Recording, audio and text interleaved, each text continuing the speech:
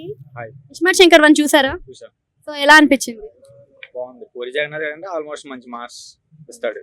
అంటే ఇప్పుడు 2 కూడా వస్తుంది అంటే మన డబుల్ ఇస్మార్ట్ రాబోతుంది కదా, కాన్సెప్ట్ సేమ్ ఉంటుంది అనుకోవచ్చు, ఏమైనా చేంజ్ అవుతుంది? కాన్సెప్ట్ అంటే చేంజ్ అంటే సేమ్ ప్యాటర్న్ ఉంటది. లాస్ట్ లో ఏమైనా క్లైమాక్స్ లో చేంజ్ చేయొచ్చు మేబీ. అంటే ఇప్పుడు ఈ సినిమాలో మనకి ఫస్ట్ చిప్ స్టోరీ ఉంది కదా, మీకు అర్థమైందా కాన్సెప్ట్? ఏంటిది?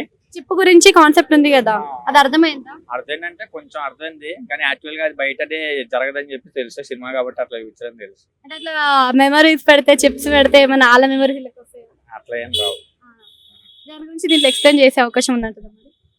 లేదు మేడం, అంత ఐడియా లేదు నాకు డైరెక్ట్ గా. అంటే డబుల్ ఇస్మార్ట్ లో మనకి ఏమి చూపించవచ్చు, దాని గురించి అయినా కాన్సెప్ట్ గురించి అయినా ఎట్లా చూపించవచ్చు. చేస్తున్నాం డబుల్ స్మార్ట్ లో.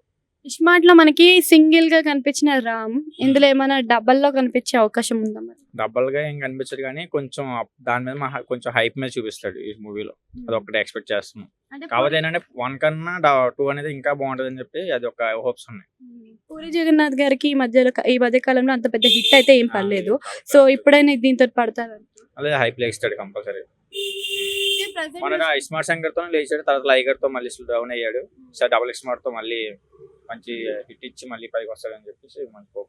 ఇప్పుడు పాన్ ఇండియా నడుస్తుంది కదా సినిమాలో, సో ఇప్పుడు పాన్ ఇండియాతో కంపేర్ చేస్తే మరి డబుల్ స్మార్ట్ పాన్ ఇండియన్ లెవెల్లో హిట్ కొడుతుంది అంటారా మరి? కొడుతుంది ఎందుకంటే పూరి జగన్నాథ్ అంటే ఫ్లాప్స్ ఉండొచ్చు, కానీ పూరి జగన్నాథ్ హిట్ అయిన మూవీస్ అయితే బెటర్ ఉంటాయని చెప్పేసి హోప్ ఉంటది. Thank you.